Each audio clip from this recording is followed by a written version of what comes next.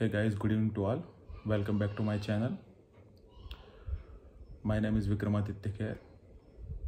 Actual में बहुत सारे लोग सोच रहे होंगे, जो मुझे जानने वाले हैं, मुझे पहचानने वाले, वो सोच रहे होंगे कि अचानक ये फाइनेंशियल एडवाइज़र है और उससे अचानक पता नहीं क्या हुआ कि यूट्यूब पर इतना एक्टिव हो गया.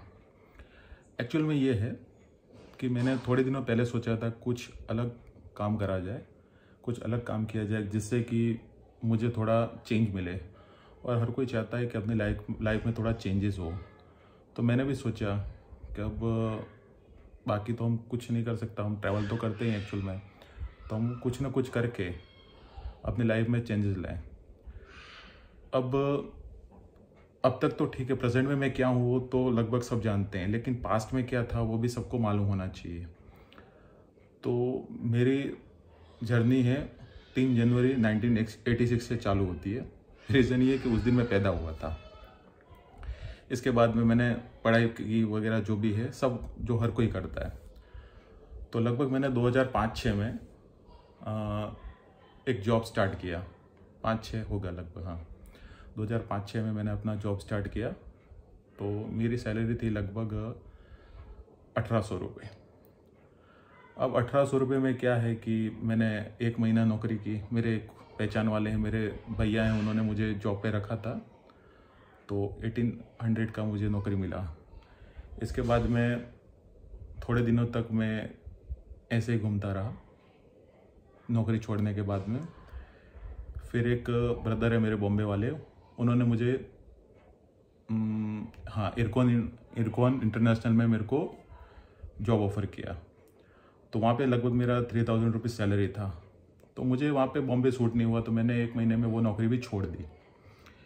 इसके बाद में मैं वापस आ गया बड़ौदा में. एक्चुअल में मैं अभी प्रेजेंट में बड़ौदा में रहता हूँ. तो मैं बड़ौदा आ गया. बड़ौदा आने के बाद में फिर मेरा नेटिव राजस्थान में है, राजस्थान के डूंगरपुर डिस्ट्रिक्ट में. तो वहाँ पे चला गया. तो मुझे क्या कुछ सूट नहीं कर रहा था. इसके बाद में थोड़े दिनों बाद मैं वापस आया. मेरे ब्रदर हैं जो कज़िन, तो उन्होंने मुझे शेयर ब्रोकिंग ऑफिस में सीखने के लिए भेजा. तो ब्रदर ने मुझसे कहा था कि हम यहाँ पे ऑफिस स्टार्ट करने वाले हैं और इसके बाद में तो एक बार थोड़ा सीख ले, इसके बाद में हम यहाँ पे ऑफिस स्टार्ट करेंगे तो तू उसमें काम करेगा. मैंने कहा चलो ठीक है करके.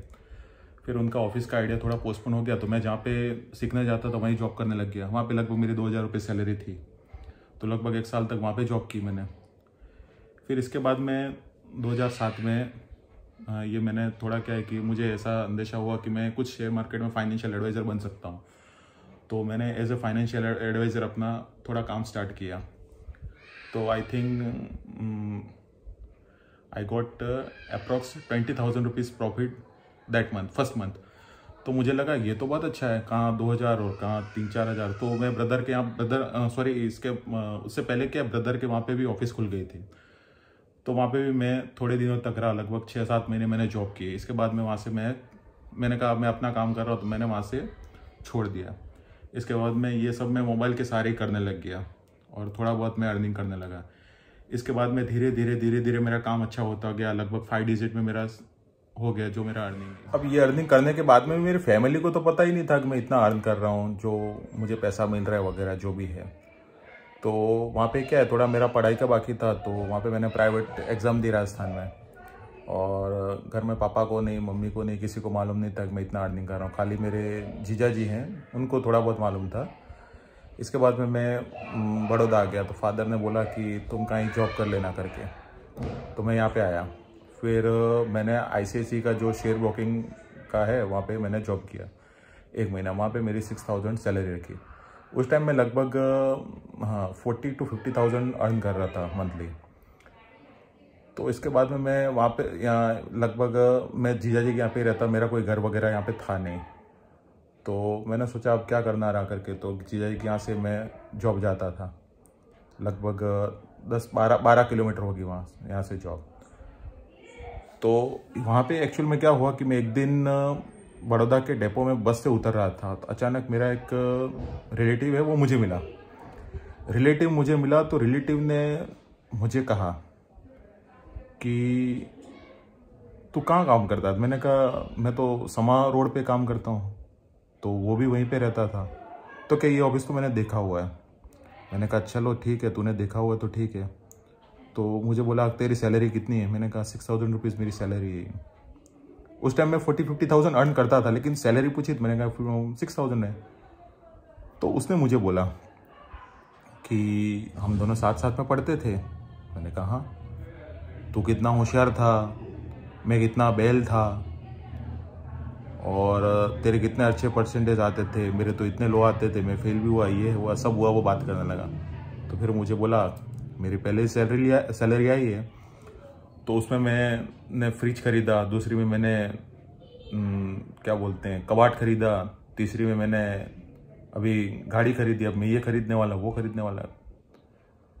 तो उस टाइम क्या थोड़ी फिर भी मुझे ऐसा लगा। मैंने कहा तेरी सैलरी कितनी है?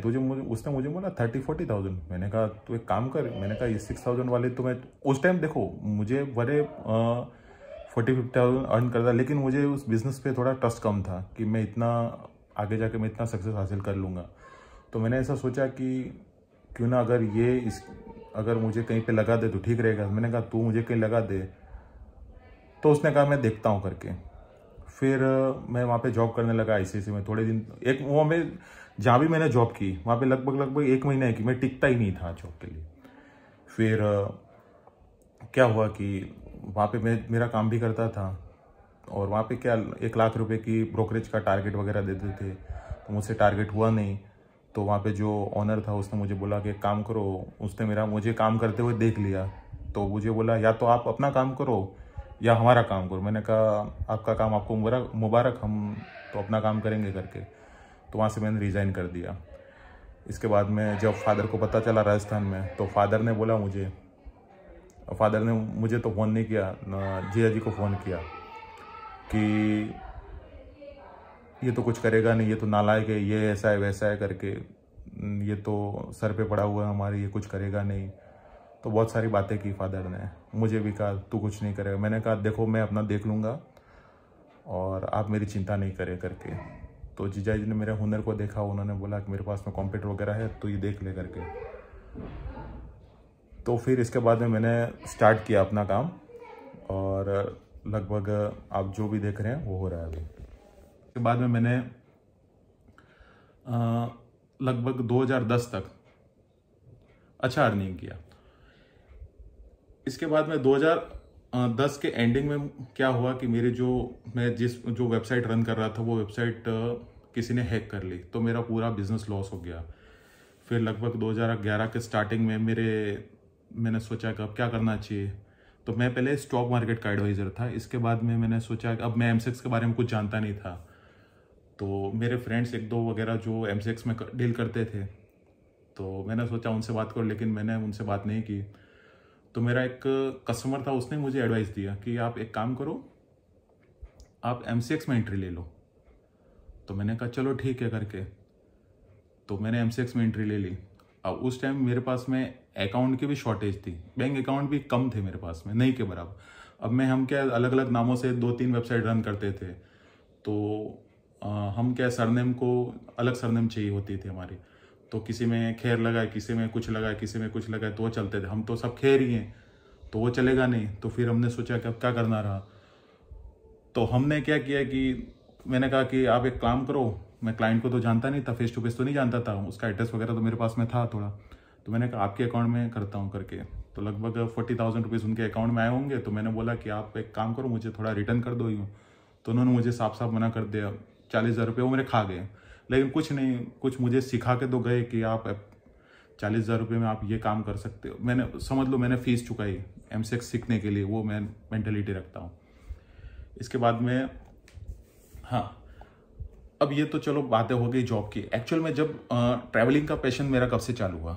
ट्रैवलिंग का पैशन ये तब से चालू हुआ, फर्स्ट हमने ट्रैवल किया था लगभग ये 2011 के एंडिंग में।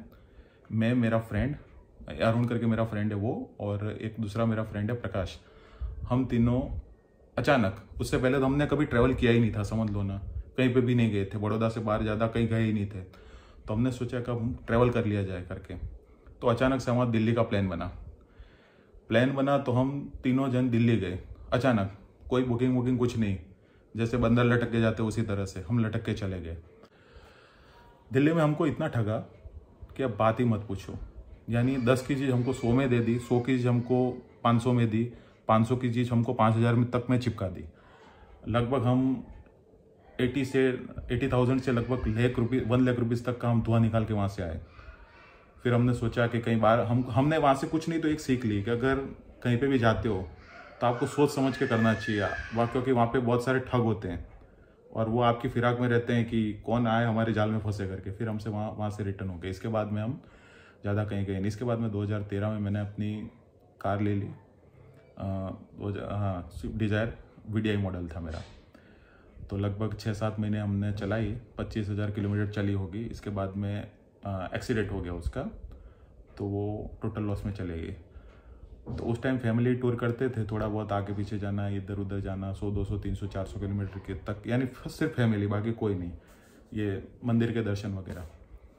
इसके बाद में वो एक्सीडेंट हो गया। इसके बाद में मैंने वापस स्विफ्ट डिज़ायर ली। वो ZA मॉडल था। तो कुछ उस टाइम चलता था कि ABS कुछ नया था। तो हमने सोचा कि भाई अब की बार ABS वाली ले ली जाए, तो हमने ABS वाली ली। तो वो लगभग मैंने 2 साल चलाई। तो इसके बाद में मुझे क्या मैंने XUV500 देखी। यानी एक्चुअली XUV500 लेने का रीज़न ये था कि मैंने एक डॉग पाला था, ये लगभग 2015 के स्टार्टिंग में। तो डॉग पाला, तो उसमें क्या हुआ कि गाड़ी में ले जाने में प्रॉब्लम होती थी। तो मैंने सोचा कि अब एक काम करा जाए कि कोई 7 सीटर ले ली जाए। डॉग के लिए मैंने 7 सीटर ले ली। तो उस टाइम मैंने कुछ लगभग मेरे ब्रदर को 6-6.5 लाख में, वो मेरा कज़िन ही है, उनको बेच दी वो स्विफ्ट डिज़ायर, और वहाँ से मैंने XUV500 ले ली। 500 लेने के बाद में हमारी रियल जर्नी स्टार्ट हुई। एक्चुअल में 500 लेने के बाद में तो उसको इतना भगाया, आप बात ही मत पूछो कि लगभग हमने कोविड को निकाल दे, एक्चुअल में कोविड के 2 साल निकाल दे, तो अभी मैंने 2021 में वो वापस सेल कर दी। तो लगभग 1,00,000 किलोमीटर वो मैंने चलाई। उस टाइम मेरे फ्रेंड ने भी सियाज ली थी, तो लगभग अभी भी सियाज तो चल रही है उसकी, तो वो लगभग हमने 1,00,000 किलोमीटर वो चला दी। यहाँ तक कि हमने अल्टो को भी नहीं छोड़ा। फादर के लिए मैंने अल्टो ली थी 3-4 महीने के बाद में, तो वो अल्टो भी नहीं छोड़ी। हमने सोचा कि हम तो बाहर घूमते रहते हैं, फादर के लिए कोई 4 व्हीलर चाहिए, तो करके मैंने अल्टो ले ली। तो उसको भी 70,000-80,000 भगा दिया। और वो 2 साल कोविड के, 1 साल उसका भी एक्सीडेंट हुआ था, वो भी 1 साल तो चली ही नहीं। तो इसका मतलब हमने इतना ट्रेवल किया लगभग 5 सालों में, 2 लाख, 2.5 लाख, 3 लाख किलोमीटर, और 3 लाख किलोमीटर और एक फ्रेंड की है, यानी 3.5 लाख किलोमीटर लगभग हमने चला दी। अब एक्चुअल में XUV700 का रीज़न ये है कि ये XUV700 तो लेनी ही नहीं थी, समझ लो नहीं। ये कैसे आ गई वही मुझे पता नहीं है। XUV700 के बारे में पूछो तो क्या है कि मेरा XUV500 मैंने सर्विस में दी थी। तो उसका एकदम मेजर सर्विस था, लगभग 40,000 किलोमीटर, लगभग 40,000 रुपये का सर्विस हुआ उसका। तो मैंने सोचा कि अब गाड़ी तो यानी एकदम टिप टॉप हो गई। 40,000 रुपये में उसके जंपर वगैरह चेंज हुए, ब्रेक वेड ये ते सब टोटल यानी चेंज हो गया उसका, और एकदम गाड़ी मक्खन हो गई। इसके बाद में मैंने सोचा कि अब गाड़ी में कुछ रस्टिंग बहुत लग गया था। तो मैंने सोचा कि एक काम करते हैं, 4 डोर, यानी 4 डोर, पीछे का गेट, टेल गेट और बोनट, इन सब में रस्टिंग लगा। तो मैंने पूछा कि भाई क्या करना पड़ेगा अगर रस्टिंग निकालना है तो उन्होंने बोला कि रिस्टोर तो नहीं वो कर सकते इनको, हम एक काम करते हैं, इनको चेंज कर देते हैं। चेंज करेंगे तो उसमें क्या होगा, अगर मैं उसको बेचने जाऊंगा तो मैं बोलूँगा रस्टिंग करी हुई, वो सामने वाला पूछेगा कि आपने क्यों चेंज किया। तो उसके 2 रीज़न होते हैं, या तो आपको बोलना पड़ेगा कि रस्टिंग लग गया था, और अगर रस्टिंग नहीं बोलोगे तो आपको ये बोलना पड़ेगा कि एक्सीडेंट हुआ है। अब तो भी दोनों में प्राइस तो आपका कम ही आने वाला है। तो फिर पता नहीं, मैंने XUV उधर खाली देखी थी, थार भी देखी थी, XUV भी देखी, तो क्या XUV पे दिल आ गया। तो उसमें ऐसा हुआ कि अब फादर के सामने तो मैं बोल ही नहीं सकता था। फादर को मैं लेके गया और गाड़ी में बिठाए, ये गाड़ी कैसी है करके, XUV700 में ये गाड़ी कैसी है करके। तो उन्होंने बोला अच्छी है। अब मैं उनको बता नहीं पा रहा था कि मैं गाड़ी चेंज कर रहा हूँ, क्योंकि वो भड़क जाते कि इतनी अच्छी गाड़ी और तू क्यों छोड़ रहा है, ऐसे तैसे कंफर्ट वाली गाड़ी अब तू क्यों छोड़ रहा है करके। तो मैंने ऐसा सोचा कि घुमाता रहा। फिर अब मुझे लेना ही था।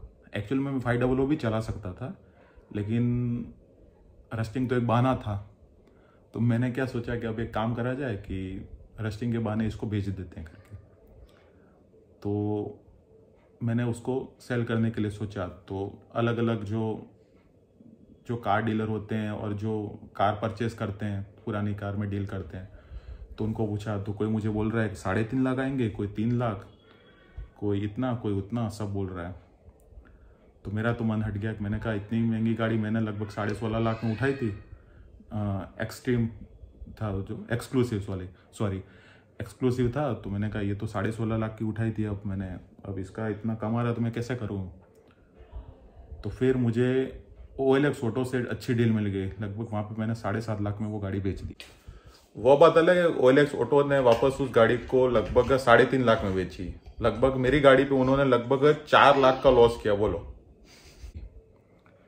फिर मैंने XUV 700 बुक करवा दी।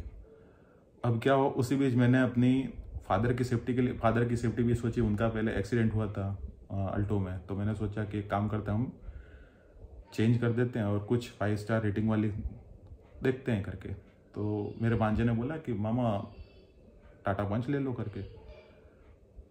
तो मैंने देखा टाटा पंच, तो मेरे को अच्छी लगी। मैंने कहा चलो ठीक है करके टाटा पंच ले ली मैंने। अब क्या हुआ कि 2 गाड़ियां रखने वाला मैं, ठीक है, 2 गाड़ियां रखने वाला मैं। मेरे पास में थोड़े दिनों, लगभग 1 महीने तक तो एक गाड़ी भी नहीं थी। 1 महीने तक मेरे पास बिना गाड़ी के रहा पंच के आने तक। और पंच भी फिर आ गई इसके बाद में पंच में। लेकिन पंच गाड़ी बहुत अच्छी है, लेकिन पंच में वो पंच नहीं था। इसलिए थोड़ा मुझे ऑकवर्ड लगा उसमें। फिर क्या हुआ कि हम राजस्थान चले गए। राजस्थान में मेरे फादर के हाथों एक और एक्सीडेंट हो गया, पंच का नहीं, बलिनो। मेरे जीजाजी की बलिनो है, तो बलिनो का एक्सीडेंट हो गया। एक्चुअल में पंच गाड़ी अच्छी है, लेकिन मुझे क्या थोड़ा ऑकवर्ड फील हुआ कि पंच में वो पंच नहीं है जो होना चाहिए। पंच एकदम अच्छी है, स्मूथ चलती है, सब ठीक है। लेकिन एक XUV 500 वाला जब पंच चलाएगा तो उसको थोड़ा क्या पंच कम लगेगा उसमें। तो मैंने सोचा कि अब क्या करना रहा, लेकिन पंच तो फादर के लिए थी, इसलिए मुझे नहीं। मैंने कहा 700 तो अपने आने वाली है। अब 700 का भी सीन ये था कि मैंने जब बुक करवाई तब लगभग ये दिसंबर मैंने 2021 में बुक करवाई थी। तो मेरी डेट आ रही थी अगस्त 2023। मैंने कहा यार इतना तो बहुत टाइम लगेगा करके। तो मैंने, जो मेरा सेल्स पर्सन था, उसने बताया कि नहीं, गाड़ी तो आपको दिवाली तक मिल जाएगी। फिर भी लेकिन सब्र नहीं हो रहा था। अब मैंने पंच भी खरीद ली थी, लगभग दिसंबर 2021 में मेरी पंच भी आ गई थी। तो मैंने कहा 1 साल तक मेरे को पंच ही चलानी है, अब क्या करना है। फिर मैंने सोचा कि चलो ठीक है, ये चला लेते हैं। फिर भी बीच बीच में मेरे को हो जा रहा था कि भाई 700 अब तक नहीं आ रही, क्या करेंगे। तो 1-2 बार मुझे ऐसा भी मन में हुआ कि एक काम करता हूँ, सफारी ले लूँ। लेकिन बाद में ऐसा हुआ कि जैसे मैंने सफारी ली और 700 की डिलीवरी आ गई, तो डिलीवरी डेट आ गई, तो आपको ये 30 दिन गाड़ी मिल जाएगी, ऐसा बोला किसी ने। तो फिर पछतावा होता, फिर हमेशा पछताता रहता कि नहीं, सफारी गाड़ी भी अच्छी है, लेकिन दोनों का कंपैरिजन नहीं हो सकता, क्योंकि मैंने दोनों की टेस्ट ड्राइव ली है। एक्चुअली में जो 700 में जो फील है वो सफारी में तो है ही नहीं। ठीक है, उसका रोड प्रेजेंट थोड़ा अच्छा है XUV 700 से, लेकिन जो इसमें जो इंजन है वगैरह जो भी है, तो 700 की तो बात ही अलग है। लेकिन बीच बीच में मेरा मन भी उतर गया था। मैंने कहा इतना वेट कौन करेगा, लोग 2002 साल में तो गाड़ियों के फेसलिफ्ट आ जाते हैं। तो मैंने सोचा कि अब इतने टाइम तक तो कौन रुके करके। फिर मेरा मन हुआ कि चलो रुकते हैं करके। ऐसा करते करते धीरे टाइम निकलता गया। अब पंच में क्या हुआ कि पंच तो फादर के लिए रखनी थी, लेकिन इसी बीच क्या हुआ कि फादर कहीं जा रहे थे जीजाजी की बलिनो से, तो उनका पीछे से किसी ने गाड़ी ठोक दी। अब उसके बाद में मैंने सोचा कि अब फादर की उम्र मेरी 75 ईयर्स की हो गई, तो मैंने कहा अब थोड़ा ड्राइविंग करना उनके लिए रिस्की है करके। तो मैंने कहा फादर को, मैंने और मेरे रिलेशन में जो भी है, जो मेरे वेल विशर्स हैं, उन्होंने बोला कि आप एक काम करिए, अब इनको, यानी फादर को ही बोल दिया कि आप अब गाड़ी मत चलाइए करके। तो उन्होंने भी एक्सेप्ट कर लिया कि चलो ठीक है करके। तो इसके बाद मैंने सोचा अब 2 गाड़ियों रखने से फ़ायदा नहीं, क्योंकि एक्सयूवी आ जाएगी इसके बाद मैं पंच चलाने वाला ही नहीं, तो फालतू का इन्वेस्टमेंट हो जाएगा। तो पंच मैंने टॉप मॉडल था मेरा ड्यूल टोन मैनुअल में, क्योंकि फादर मेरे मैनुअली चलाते, हमेशा से मैनुअल चलाई, इसलिए मैनुअली चाहिए थी उनको। तो वो लगभग मैंने अभी बेच रही 7,40,000 में वो बेच दी। और फिर मेरी यानी एक्सयूवी की जब डेट आई तब की बात है, एक्सयूवी की मेरे को अचानक से डेट आ गई। मुझे बीच में मैसेज आया था महिंद्रा की तरफ से, हम आपकी गाड़ियाँ जल्दी से जल्दी बना रहे हैं, तो आप एक काम करिए, लगभग दिसंबर में आपकी गाड़ी आ जाएगी, दिसंबर 2022 से जनवरी 2023 तक आपकी गाड़ी आ जाएगी करके। तो मैंने सोचा ठीक है करके। तो मुझे लगा कि चलो ये तो 2-3 महीने बता रहे हैं, लेकिन गाड़ी तो मेरे को नवंबर में लगभग मिल ही जाएगी करके। तो कोइंसिडेंस ऐसा हुआ कि मेरा जो सेल्स पर्सन था उसने मुझे फ़ोन किया कि आपकी गाड़ी बिल हो गई है और लगभग मैं आपको देव दिवाली तक गाड़ी दे दूंगा करके। तो मैंने कहा चलो ठीक है, आप देव दिवाली तक दे दीजिए। उस टाइम मैं राजस्थान में था, फिर राजस्थान से वापस आया। मेरी क्या पंच भी मुझे सेल करनी थी, क्योंकि मैंने सोचा कि ये पैसा भी मेरा काम आ जाएगा करके। तो इसके बाद में क्या है, मैंने पंच बेच दी, एक्सयूवी ले ली, और लगभग 11 नवंबर को मेरी एक्सयूवी 700 आ गई। अब मैंने सोचा कि अब नई गाड़ी के साथ में कुछ नया किया जाए।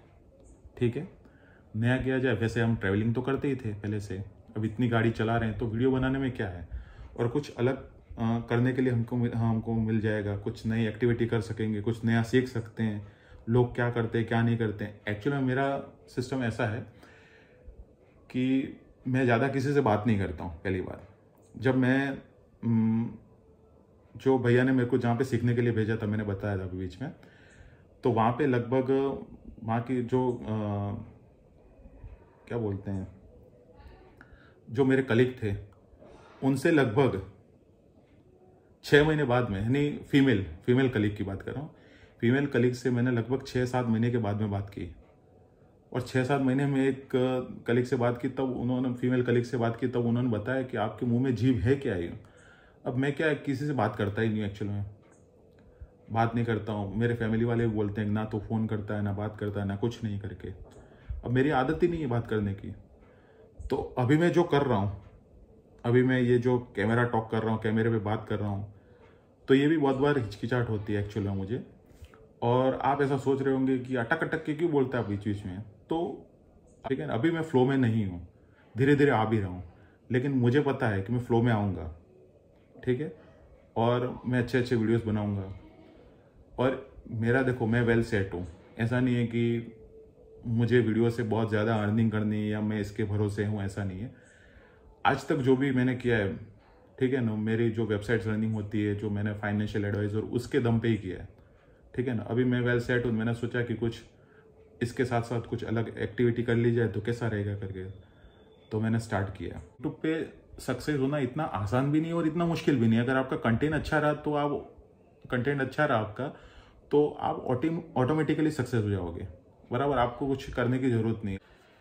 अब ऐसा है कि यूट्यूब पर जो मेहनत करना है, यूट्यूब पर क्या, किसी भी काम में मेहनत करना हमारे हाथ में है।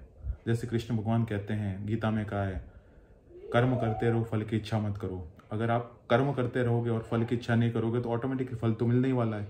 अगर आप पेड़ को पानी डालोगे तो आपको ऑटोमेटिकली फूल मिलेंगे, फल मिलेंगे। अगर आप पानी ही नहीं डालोगे, आप मेहनत ही नहीं करोगे, तो आपको क्या मिलने वाला है। इसलिए थोड़ी मेहनत और ऑडियंस के प्यार से आप कुछ भी कर सकते हो, आप कुछ भी सक्सेस हासिल कर सकते हो, कहीं भी आप अटकोगे नहीं, इसकी मुझे गारंटी है। ठीक है ना। तो अब इसी के साथ मैं वीडियो को एंड करता हूँ और आगे मिलते रहेंगे हमारे ट्रैवल वीडियो में। और आज मैं जा रहा हूँ श्री कृष्ण भगवान के मंदिर सावरिया सेठ।